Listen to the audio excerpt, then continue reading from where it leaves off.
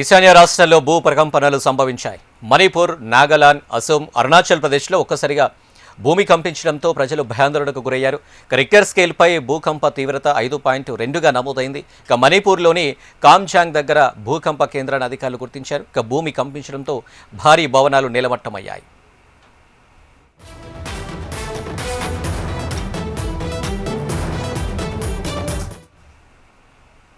ఈశాన్య రాష్ట్రాల్లో భూ ప్రకంపనలు సంభవించాయి.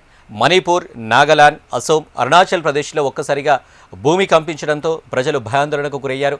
రిక్టర్ స్కేల్పై భూకంప తీవ్రత 5.2గా నమోదైంది. మణిపూర్లోని కామ్జాంగ్ దగ్గర భూకంప కేంద్రాన్ని అధికారులు గుర్తించారు.